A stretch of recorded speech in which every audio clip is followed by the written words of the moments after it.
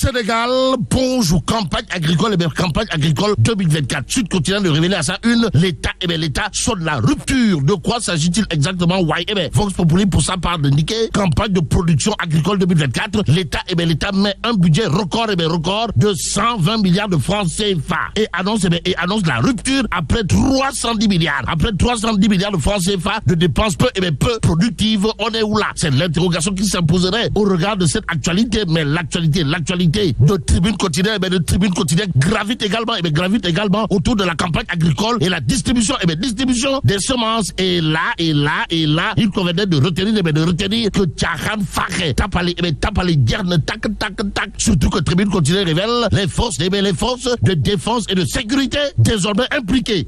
Sommes-nous tentés de dire que retenir d'autres autour de cette actualité? Sinon, Pros, la porte du Bourroc, comprenez Ousmane Sonko, a souligné que malgré les investissements massifs alloués au secteur agricole, les résultats escomptés n'ont pas, alors là, pas du tout été atteints. À la question de savoir si, en termes d'agriculture, on a fait du John de Foucault-Diaye Durome pour l'instant. Plus de 310 milliards de francs CFA investis en 2020 et 2023 qui n'ont pas, alors là, pas du tout, pleinement bénéficié aux acteurs concernés, concernant en tout cas le conseil interministériel sur la campagne agricole 2024-2025. 24 heures quotidiennes de souligner ce qu'il est là de souligner, à savoir une autre agriculture. Une autre agriculture, c'est possible. Et comme impossible, impossible n'est pas proche. La porte du Broc, comprenez Ousmane Sonko, 24 heures quotidiennes, de nous apprendre que Monsieur le Premier ministre pointe 23 décisions à mettre en œuvre pour le déroulement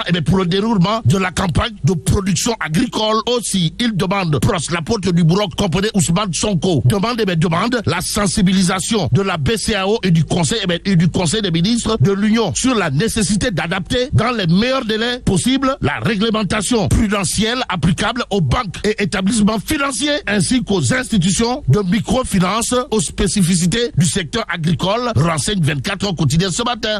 Le journal, en tout cas, de nous apprendre que l'État met 120 milliards de francs sur la table, tablé sur le sujet ou encore planché sur le sujet. Voilà ce que fait l'évidence quotidienne. À la une du quotidien, on peut lire distribution des semences confiées aux forces de défense et de sécurité, mise à mort des dealers de paysans ou encore des mafieux de paysans. Pour ne pas dire des paysans blancs. Bon, le PM Ousmane Sonko a annoncé 23 décisions à mettre en œuvre, révèle en tout cas l'évidence ce matin. Le journal d'ajouter une subvention de 120 milliards de francs CFA sera allouée au secteur agricole. Et pour parler agriculture toujours, l'évidence continue d'ajouter une traçabilité complète des subventions agricoles est prévue. Bon, ce qui est prévu pour la campagne agricole 2024 est à lire également à la une de l'Astre de Anne, Le Soleil quotidien. Le Soleil continue de renseigner que le budget passe de 100 à 120 milliards de francs CFA. En tout cas, ça proche, la porte du Broc semble donner un coup de pied dans la fourmilière dans le secteur agricole pour faire face au Ndjoublang. Informe Direct News, le journal de noter par exemple dette due aux opérateurs, distribution des intrants, financement de la campagne agricole.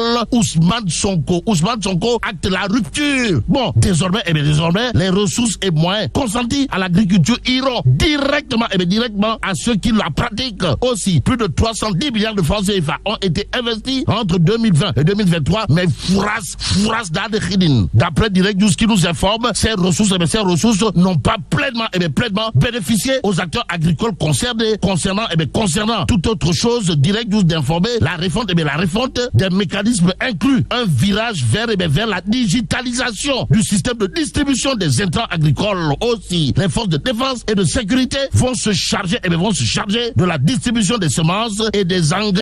Le tout pour ne plus engraisser les Ndjoublang du secteur agricole, précise Direct News. Restons avec le journal qui parle de la fin de la visite d'une mission du FMI au Sénégal. Et là, aux Sénégalaises et aux Sénégalais, retenons ce que semble renseigner Direct News. Comprenez, Dieu est grand, Dieu est grand. Mais l'ancien ministre des Finances et du Budget, Mohamedou Moustapha Ba, n'est pas petit. En tout cas, Tafsir Mohamedou Moustapha Ba a reçu le good job de la mission du FMI au Sénégal. Si on en en croit Direct News. En tout cas, l'excellent travail, du ministre Moustapha Ba, du ministre Moustapha Ba, magnifié par une mission du FMI, au Sénégal. Ouais, bon, au-delà du Wagorway, de la mission du FMI adressée à l'ancien ministre des Finances et du Budget, Tafsir Mohamedou Moustapha Ba, le quotidien de parler de poursuite du programme 2023-2026. Et là, l'État à fond avec le FMI. De quoi s'agit-il exactement? Ouais,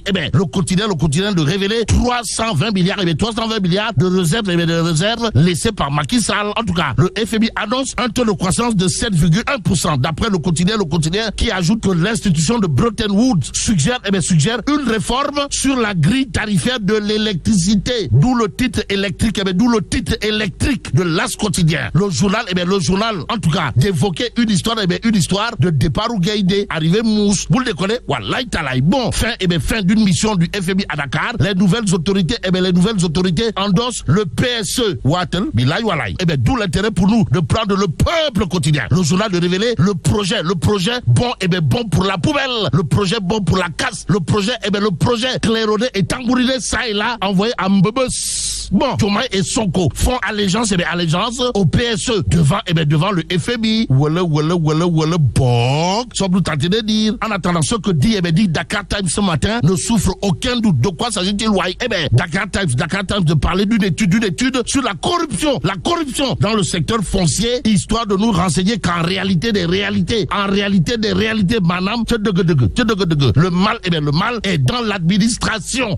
Waouh. Bon, Dakar Times de révéler toutes les cités des impôts et domaines relèvent d'une mafia de bradage de foncier à Dakar, la capitale. Donc l'information capitale, d'après Dakar Times, autour d'une étude sur la corruption dans le secteur foncier, renseignant que le mal est dans l'administration. C'est de noter qu'en réalité des réalités, CCOD, DGID, maire, gouverneur, préfet, sous-préfet, syndicat des impôts et domaines, tous coupables du banditisme foncier de l'heure. À l'heure actuelle, il conviendrait de terminer avec Libération. Le journal de parler de malversation présumée à l'Agence nationale de l'aménagement du territoire avant de révéler l'ancien agent comptable.